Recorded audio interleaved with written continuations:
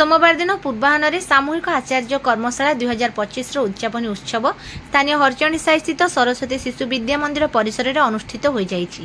एही उत्सव में विद्यालय संपादक माधवचंद्र महापात्र और पुरी जिला संकुल प्रमुख प्रफुल्ल चंद्र साहू योगदान करथिबा बेले विद्यालय प्रधान आचार्य रवींद्र कुमार नंद अतिथि परिचय प्रदान करथिले। विद्यालय गुरुमा मधुमिता रथ त्रिदिवसीय कार्यशाला वृत्त पठन करथिले। 11टी विद्यालय गुरुमा गुरुजी माने एही कार्यशाला रे योगदान करी कार्यक्रम को सफल करथिले। युग अनुकूल विद्यालय माने केवल इंफ्रास्ट्रक्चर नहे, गुरुजी गुरुमानकर मध्य युग अनुकूल होवा दरकार। जाहाକୁ सकाळ कहतली टेक्नोलॉजी को देखବାକୁ पड़िबो।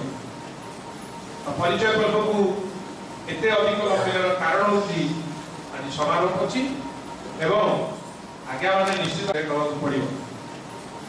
परिचय पर्व को एते अधिक लक्षर कारण होची ना 65 चढ़ी जीवार जो प्रॉब्लम अतिथि मानकर एवं द्वितीय रे जो खरा होची दिन को दिन डॉक्टर जी श्री गुरुजी को उपस्थित मंचासीन अतिथि वृंद प्रणाम जणाई मो आदि संकुल स्तरीय सामूहिक